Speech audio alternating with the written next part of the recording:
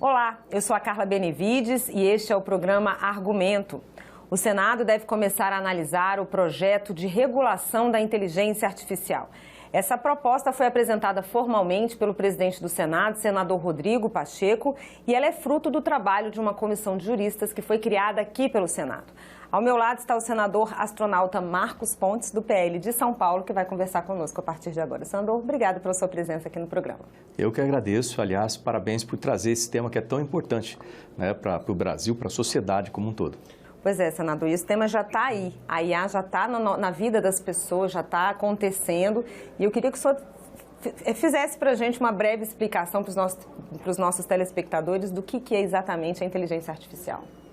Bom, você pode pensar na inteligência artificial como atualmente um programa, né, de forma simples colocada, como se fosse um software, com a capacidade de interpretação de uma quantidade muito grande de dados, seguindo certos critérios para que você tenha um resultado que você pode dizer que o sistema aprende através da quantidade de dados que ele trabalha e da comparação com esse resultado. Né? De uma forma muito grosseira seria isso. Mas ela tem diversas aplicações que estão já no nosso dia a dia e que vão estar cada vez mais. E aí, até o momento em que a inteligência artificial ela é utilizada como um assessor, vamos dizer assim, de dados, que consegue analisar muito mais dados do que nós conseguimos, resume esses dados dentro de certos critérios e nos traz possibilidades de decisão para o ser humano tomar decisão. É uma aplicação saudável da inteligência artificial. Lógico que ela vai ter, em certas aplicações, que tomar decisões por si, né? E ela aprende ao longo desse caminho, e aí onde surgem certas dúvidas que vão surgir, né, no tratamento ético disso aí, para não haver invasão de privacidade de dados ou tomada de decisões de forma que você possa atingir o ser humano na sua essência, ou a vida, ou muitas outras coisas, liberdade, assim por diante, tomada uma decisão por uma máquina. Então, isso aí são cuidados que têm que ser tomados. Pois é, como o senhor falou, ela tem benefícios e também tem riscos, né? Esses riscos, a questão da privacidade é um deles, e tem também a questão do mercado de trabalho, né, senador? Que há muitas ameaças aí a postos de trabalho, e isso é uma questão que assusta também. Assusta de um certo sentido. Por quê? Isso eu tenho tratado isso há muito tempo, já, até antes do Ministério, enquanto na NASA também, mas no Ministério muitas discussões aparecem quando você tem um desenvolvimento da tecnologia e o medo de que a tecnologia substitua o trabalho humano. Mas, de forma geral, a tecnologia ela cria empregos e ela transforma empregos. Então, quando você fala de uma plantação de cana, por exemplo, cortadores de cana, aquilo era muito desumano, aquelas pessoas trabalhando ali. Hoje em dia isso é feito por máquinas e aqueles trabalhadores podem, devem e foram adequados em outras funções, né? Ou seja, usando mais a capacidade intelectual deles e não braçal ali. E assim é a tecnologia. Nós temos que preparar as futuras gerações para que eles tenham as qualificações suficientes para trabalhar com essas novas tecnologias. Inteligência artificial, mesma coisa. Senador, eu queria que o senhor falasse um pouquinho sobre a proposta que está em tramitação aqui no Senado, essa proposta que veio, né, desse trabalho da comissão de juristas, foi apresentada aí pelo presidente do Senado, senador Rodrigo Pacheco. Há algumas críticas em relação a punições, né? Alguns desenvolvedores acreditam que ficou muito severo para a parte deles, e aí eu queria que o senhor fizesse um balanço aí do que o senhor acha da proposta como ela está. Você tem uma comissão de juristas, você pode ter um trabalho jurídico, um trabalho legal muito bem feito, muito bem formatado, mas esse é um tema técnico. Então, é essencial que você trate da questão técnica, tanto em termos de desenvolvimento das tecnologias necessárias. Hoje em dia a gente fala em software, também em hardware no país, para que o país não fique defasado com relação aos outros, então, e não fique com restrições acima do que deveria ter. Então, você tem que tratar da tecnologia, depois da aplicação dessa tecnologia nos diversos cenários e setores, e depois da implicação dessa aplicação. Eu dei uma pincelada aqui, falando com relação a alguns riscos, mas também muitas perspectivas a partir daí. Então, são 3 áreas: tecnologia, aplicação da tecnologia e implicação dessa aplicação. E depois você coloca o invólucro jurídico dentro daquilo. Você não pode começar como colocar o carro, vamos dizer assim, na frente dos bois. Não pode fazer esse tipo de coisa. Você começar pelo lado jurídico para depois fazer os consertos técnicos e assim por diante. Então, aquelas audiências, quando nós propusemos lá, foi exatamente para isso, para que uma audiência ou mais focada na parte técnica, uma audiência ou mais focada exclusivamente nas aplicações, depois análise das implicações e aí sim, com todo esse arcabouço, você consegue colocar a parte jurídica. Então, acho que isso aí, pelo menos é a tônica que eu vou levar para dentro das discussões dessa comissão especial. Essa proposta, segundo o ministro, né, do STJ que trabalhou, que era o presidente da comissão, ela segue muito a linha do que está sendo aplicado na Comissão Europeia, que já está mais adiantada na questão da regulação da IA.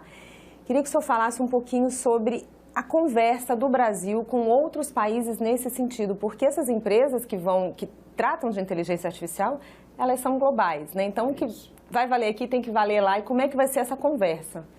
Um primeiro ponto a se ter consciência é que quando você fala de tecnologias como tecnologias de internet, tecnologias, internet das coisas, por exemplo, programação em nuvem, né? Computação quântica, que vem aí pela frente, inteligência artificial, elas passam todas as fronteiras, elas transpassam isso aí. Eu era o representante do Brasil como ministro de Ciência, Tecnologia e Inovações no GPAI. GPAI é o Global Partnership for Artificial Intelligence, né? É uma parceria global para a inteligência artificial, composto por representantes dos países principais mais desenvolvidos. E eu entrei lá como país associado, a gente conseguiu chegar até no grupo diretor disso. Isso é importante, o Brasil participar dessas conversações. Não sei como está agora, se a ministra atual tem participado. Mas nessas conversas nós analisamos exatamente, na perspectiva de diversos países, como que a aplicação deve ser feita e quais são os riscos que cada um apresenta, né? E nós vemos que o nosso país, logicamente, ele não pode ficar muito distante do que tem sido preconizado já nos outros países. Mas é importante, nem distante em termos de avançar muito em alguns temas, que você pode trazer riscos extras e causar certas preocupações em outros países por causa desses riscos extras, ou também não restringir demais, de forma que o nosso país deixe de ser competitivo no mercado muito promissor para as nossas empresas. Esse cuidado tem que ser tomado. Eu tenho conversado com diversas empresas pequenas e grandes, assim como associações de empresas do setor, e todos eles expressam exatamente essa mesma preocupação, não restringir o país, né, demais com relação aos outros países. E como fazer esse debate, senador? Porque há uma urgência em regular o tema, porque ele está aí e existem aí várias nuances, inclusive em relação à questão de direitos autorais, por exemplo. Você chega no ChatGPT, pede um texto, uma poesia baseada em determinado artista, como que fica isso? Enfim, né? Tem que regular. Ao mesmo tempo, tem isso que o senhor falou, tem que ter um cuidado para não impedir o crescimento e não restringir demais. Como deve ser esse debate aqui, senador? Eu acredito que a melhor forma, considerando que é uma tecnologia, e tecnologia ela evolui exponencialmente, você não consegue colocar num texto de lei alguma coisa que seja extremamente detalhada, o que seria extremamente restritivo, e certamente vai ficar obsoleto em muito curto período de tempo. Então, é preciso que esse tipo de marco legal, esse tipo de lei, ela possa ser flexível o suficiente para atender às demandas do mercado e o crescimento, o desenvolvimento dessa tecnologia e não ter que ser atualizada constantemente. Fica muito, eu acho que tem que ser feito com calma, né, com precisão e calma, com discussões pragmáticas a respeito do tema e fazer no seu tempo. Ou seja, meu pai falava muito isso, ele falava assim, olha, meça 10 vezes e faça uma. Melhor do que fazer 10 vezes, medir uma vez e ter que fazer 10 vezes refazendo o tempo. Dá muito mais trabalho, consome muito mais energia, custo, tempo e assim por diante. Portanto, eu acho que a gente tem que fazer uma discussão pragmática do tema, com o devido tempo, ouvindo as diversas áreas, para que a gente tenha um texto que seja, que se adeque às situações que a gente tenha no Brasil, mas que também possa ser amplo o suficiente para atender às variações que nós teremos, né, com o desenvolvimento dessa tecnologia. E não frear o desenvolvimento. Não frear o desenvolvimento e outra coisa, não ter que refazer o texto daqui a pouco, porque agora isso aqui já não é mais aplicável. Então, isso é muito difícil de refazer. Um especialista que falou assim, a gente está falando, o texto está assim, mas já existe a IA quântica, que não está no texto. Então, a gente tem que ter cuidado para não limitar demais e daqui a pouco não conseguir incluir novas tecnologias, novas descobertas nesse texto, né? Tem essa questão. Exatamente. Se você vir, por exemplo, analisa o poder da inteligência artificial, certo?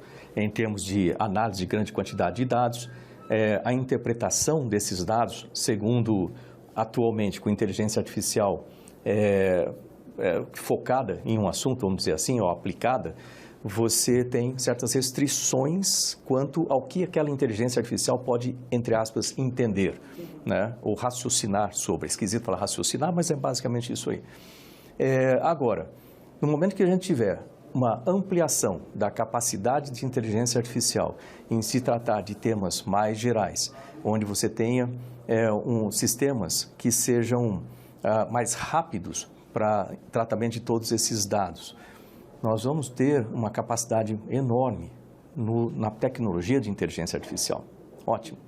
Aí, se você pegar e, ao mesmo tempo, em paralelo, você tem computação quântica seguindo aqui no desenvolvimento dessa tecnologia. Quando somarem essas duas lá no futuro, vai haver uma multiplicação por fatores aí de potência de 10 na capacidade da inteligência artificial. E aí, a nossa lei vai ser capaz de trabalhar com isso? Então, por isso que ela tem que tratar mais de diretrizes, ela tem que ser mais inteligente, né, para tratar do tema com mais diretrizes, dando um espaço para que haja o desenvolvimento da tecnologia e as suas variações, mas não restringindo isso aqui demais, de forma que a gente restrinja o desenvolvimento e a competitividade do país no setor de tecnologia, que vai gerar muitos empregos, diga-se de passagem, nesse setor, mas também não deixando completamente em aberto para que algumas das possibilidades ruins possam acontecer. Lembrando que toda tecnologia disruptiva, ela sempre tem os dois lados. Tem um lado bom de aplicação, pense em tecnologia nuclear, que é sempre polêmico quando a gente fala disso, né? Como ministro era responsável pela política nuclear do país. Quando você fala na parte nuclear, é sempre muito polêmico. Você, ao mesmo tempo, você tem uma tecnologia que permite tratamentos de saúde, testes diagnósticos e uma série de aplicações positivas, energia e assim por diante. Também tem a aplicação ruim da energia nuclear, né, para bélica. Quando você pensa num foguete pode levar um experimento que vai salvar milhares de vidas, né, no espaço, ou ele pode se virar um míssil também, né? Então, todas essas tecnologias, a própria internet, você pode ter uma utilização positiva da internet, uma utilização negativa da internet. Então, a inteligência artificial também não muda muito disso e nem a computação quântica. Os maiores supercomputadores que nós temos no planeta hoje, se você coloca a melhor criptografia, né, existente no planeta para um computador atual resolver, talvez ele demore aí um ano para quebrar uma criptografia. Quando você tiver essa mesma criptografia com um computador quântico, ele vai quebrar isso aí em 1 minuto ou menos. Tem uma data, senador, para essa comissão especial começar a trabalhar?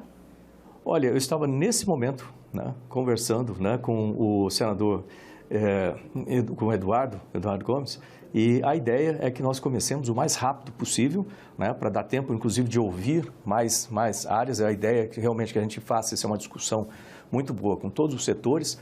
Então, o mais cedo possível, melhor. Eu estava esperando que começasse essa semana já, para falar a verdade. Tá certo, senador. Obrigada e um bom trabalho aí nessa missão. Obrigado a vocês.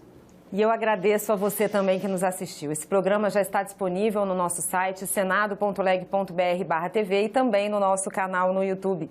Obrigada pela sua audiência e até o próximo argumento.